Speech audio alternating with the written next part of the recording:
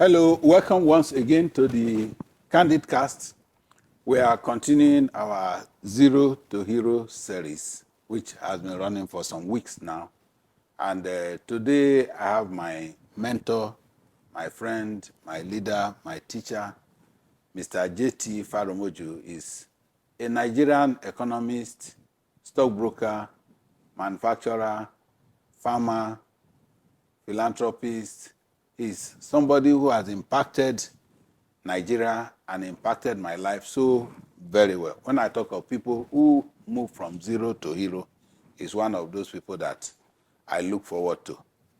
Sir, you are welcome. Thank you for having me. I'm happy to be here. Thank you. Thank you very much. Yeah. Before we continue, before I take my first question, I will encourage you, if you are new to the Candid Cast, do please click the notification button so you get aware when new videos are published, and also do subscribe and share our video. You can subscribe on YouTube, on Facebook, on Instagram, and other social media platforms. We're also on audio podcasts. You can easily join us, listen even while you are driving. Thank you. Thank you, sir. In continuation from where we stopped last time, Okay. you have always spoken so much about Nigeria. You study outside, you return to Nigeria, and people will say maybe because the economy was good at that time.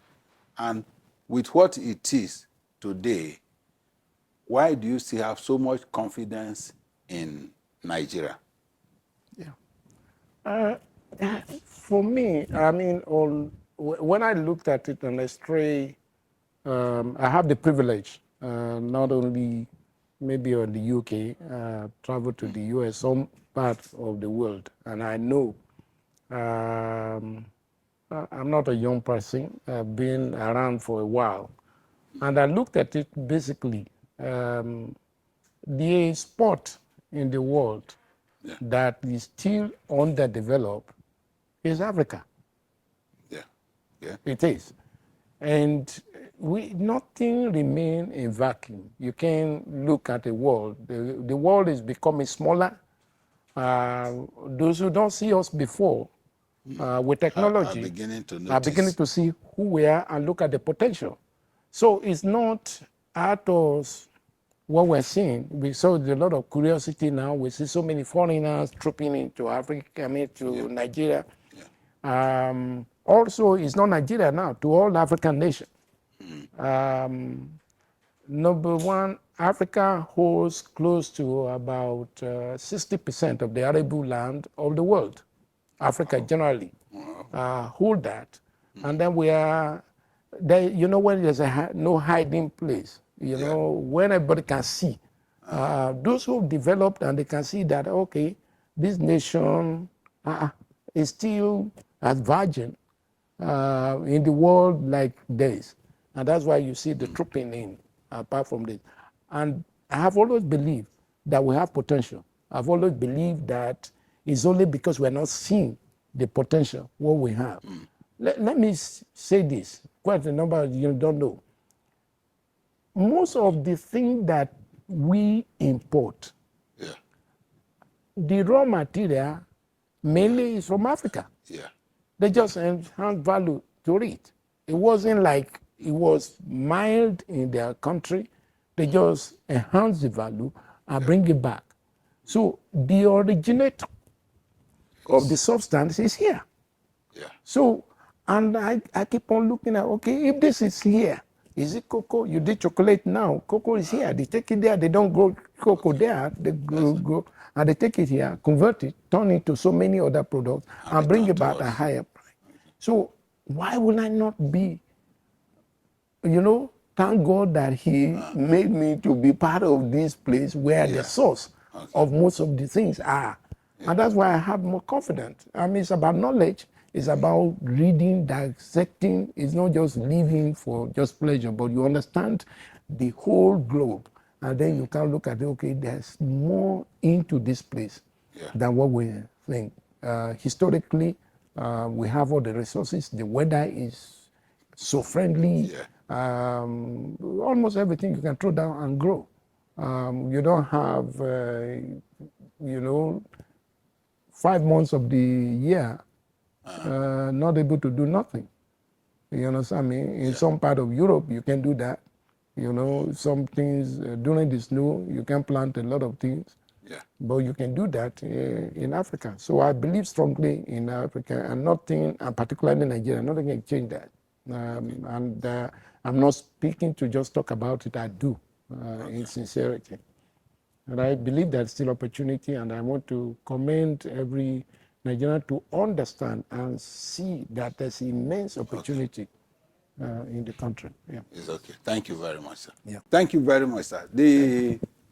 You have given me more insight on the additional reasons to believe in Nigeria, the future, and I believe the same with our audience. The fact that 60% of available arable land of the world is in here. Africa, particularly in Nigeria. Yeah. Then let's look at our land ownership system. This arable land that is available. Somebody mentioned in a discussion recently that he said if we change our land ownership system, most of our problems will be solved. Yeah.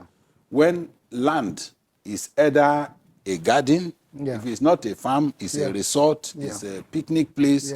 For so long as we have these forests all around, that is the reason we have insecurity. There are places for criminal elements to hide. What do you think can be done about our land ownership system? I think you make a valid point there. I think that I would really, amazed that we have not done anything to discuss.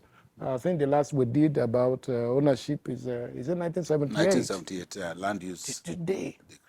Today, one of the difficulties you have now, I'm into Greek now, one of the challenge you have, the ownership structure, it's, is a nightmare in terms of and it's not being addressed properly. How to have access to the use of this land, even when you have intentions to do anything. These are areas I believe the legislative arm of government ought to take a look at it critically, make it available, because you don't have a resource that can be useful to development, and then we pay less attention to it. And I think that it's high time that we revisit the Land Use Act and then make ownership and make land available, easily accessed for those who want to use it for development, rather than these things. And then the way we hold it, if you go at it presently, you want to do maybe 1,000 acres to develop. If you don't go through government, you go through the family, and then the family, about 10 other people, members of the family own it. And if anyone disagree, the land remains in there. So it's not adding anything to it. So critically, I think the government should look at it, particularly the legislative act of government, to look at it. What can you do to the land use review properly so that people can have access to some of these land for development? Thank you, sir. You've been awarding scholarships to people. I can understand that from where you are coming from. The Nigerian independence was fought for by people, the few that had access to education. So we know that education liberates, both from ignorance, from poverty, from disease. Education has a lot to add. But the youths that we are pushing to school these days are coming out to, it has become very popular for them to say education is a scam. So, can we enlighten them? I think that, that language is becoming more pronounced and people are talking about scam. And then I can look at the frustration of the young people that are seeing that. Education is no scam, but the system, a reaction to knowledge, make it look like it's not worthwhile. Do you understand me? Depends on the way we pass that education and how it's communicated in the schools, at the university, the setup of the university, what are they supposed to teach? What is the curriculum of these schools? What exactly is school for? Those are the areas that there's a concern. Because you can understand with the young people that you went to school and in the past, we are told that if you go and make sacrifice you'll be able to have a reward of that studying. And then you suddenly find you can't get a job, you can't get nothing. And then at the end of the day, you say, okay, why did I pay for education for? And that's why they're using the word scam, because I'm not getting benefit of making the sacrifice. But it's not a scam. Knowledge cannot be a scam. Yeah. It can never be a scam. Knowledge is acquiring skills that enable you to cope with situations of life. And that's what it primarily defines. So I think that our university institutions need to look at the way they dispense the knowledge, okay? So it must not be a situation when once you have a certificate, you are graduate. What is graduate? What do you mean by graduating? What is knowledge that was passed to you to enable you cope with life? You must see, and then the orientation of teaching should be in a situation where people are, knowledge are passed to them and then become applicable knowledge that can be used. It's not necessarily I pass the certificate and then I pass it. No, knowledge that can you use to address your situation. And I think that it goes to the curriculum, the way we communicate, and then the tension of the people that are teaching to know that certificate is not just the whole thing. It's the knowledge, the bundle of knowledge, the interface, the relationship that are built in the universities, the social groups that are formed in the universities. Those are bundle of knowledge that translate into the whole thing. So you can have a child that went to the university and called it a stamp. What of the relationship that they made? What of the knowledge that, when he has some difficult time, how did he manage to get that out of that situation? I know so many people, 3, 4, 5 students, stay together in order to pay one room. Yeah. That's knowledge. You understand me? Able to cope with a very harsh, difficult situation. You involve there. So communications, it's very, very important. So we're not leaving the children without teaching them, telling what the essence of life itself. Those are the things. Knowledge can never be scam. It cannot be. Because if we take ourselves of knowledge, then we're committing suicide. Because if we don't have it, if we don't have knowledge, we're dead. You understand me? So it cannot be a scam. So, but we have an orientation. We can orientate people to understand it. And then we say to the university, communicate things that are relevant and teach the methodology and the intent of that study is brought out, the impact of it into society and the contribution it makes there. You study mechanical engineering and then you don't know how to repair any car. Okay, the one I know, the mechanic, today is electronic cars. Yes. Is that what is being taught in the mechanical, courses? Is that what mechanical engineering, is that what is being taught? Is it auto repairs of vehicles? You understand me? So that had to change. So because if we teach a person that goes into school, the machine that was designed in the 60s or 70s, it's not the same machine that are designed today. But if your courses is still answering what happened in the 60s in the classroom, the relevance is not. So that's why people think it's scam. But that knowledge is not lost. And I don't think it's scam. Scam is when you have no benefit of what you are supposed to get. Yeah. And I think it's not. I don't believe. All the people I made them to understand. It's the essence of the privilege of giving them to get is for them to make a value contribution on the life of another person. Yeah. Thank you, sir.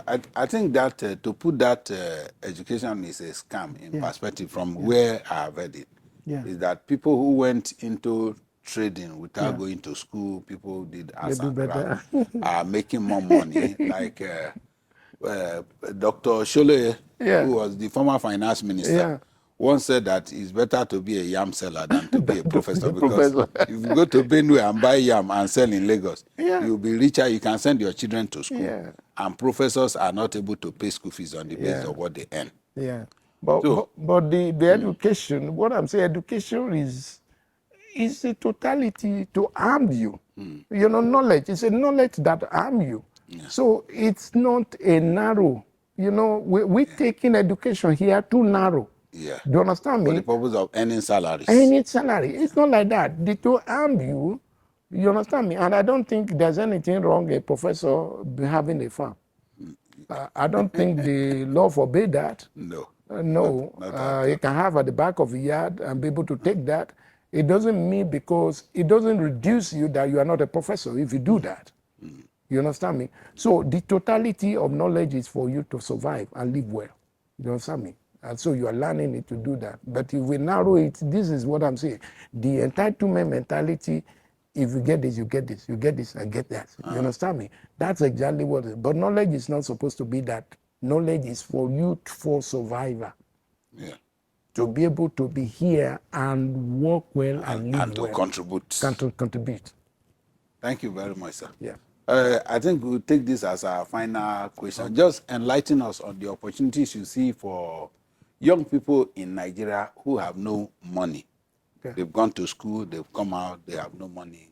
And what opportunities are available to them? I think one of the major challenge we have for maybe business here, critical setback we have is lack of trust. Yeah. We don't trust ourselves. We cannot collaborate. You know what I'm saying? In other jurisdiction, 3, 4, 5 people can come together and put their resources together and being able to do that. We don't have that here. So you find that people, you are inventing an engine that another person has invented. Okay. So you have small businesses here and there, carry so much load, and then becomes not profitable. So if we have a network of people being able to come together and form it, the thing become lighter. We build too much infrastructure without investing into the real business that will provide money. So I want to say to young people, you communicate the same language. You understand me? Most of young people are in the same language. This is a time you need to network yourself and build confidence in yourself to be able to have 3, 4, 5 people going for a business because you contribute less. It's not going to be like now we're going to start maybe barbing salon. You have to buy all the machine. I see about 10 people of you contribute that money. The effect will not be as strong on there, and you still have made an impact. That is the area that I have. But I believe that there's so much opportunity that the younger people can. Number one, if you're going to succeed in life, you must call this entitlement mentality. You must go through. The social media space, when they portray it, just call it, it's not. This is not, I'm not going to do, I'm not, wait. The day you think, the day you accept, an entitlement, all your thinking, all your system beginning to reject, there's no inspiration that will come. You understand me? The inspiration is dead. And even when you see what you have able to do, you will not be able to do that because you are waiting, somebody else supposed to do for me. Somebody else to do for me. And that's exactly what the nation promised. Okay? But if you discount that and then begin to look at it, what can I do for myself to succeed? What can we do for ourselves? Collaborate. Look at the mean entertainment. Look at young people at 30, they're taking the world. You know what I mean? They're taking the world. They're Nigerians. They're taking the world. They're young people. They're taking the world. And the world is listening. So there's a power in your ability. Despise, don't wait to say, okay, I'm entitled to this. I'm entitled to this. Build up something for yourself. Collaborate, interface with each other, and build a platform in which you can go and engage the world and become for it. We're seeing it in music. You saw that. Look at it in entertainment. They're young people. I don't think there's 40 among them. You see me? And they're making waves across the globe. The whole world accepts them. Celebrate them. So these are areas that believe the young people, there's opportunity, huge opportunity, but they need a lot of each other. Synergy. Thank you very much, sir. What you've said is what happens all over the world. We've heard Steve Jobs talks about the partners in the forming. Mark Zuckerberg had partners. Larry Page had partners. There's none of these people that started all by themselves, all alone without people. We should be able to kill that trust issue and relate among our peers to drive our dreams. Everybody reinventing the wheel. does not make No, it us doesn't make to it. travel as fast as we ordinarily want to travel. Thank you very much for finding time to I appreciate the honor time. us on the Candid Cast. Yeah. Your contribution will be eternally rewarded because you I very know you have done it as a service to God Thank you, sir. and to continuation of your service to humanity. Yeah. And for our audience, we appreciate your staying with us. And until we come your way again, we say, God bless you and grant you grace to move from zero to hero. Goodbye.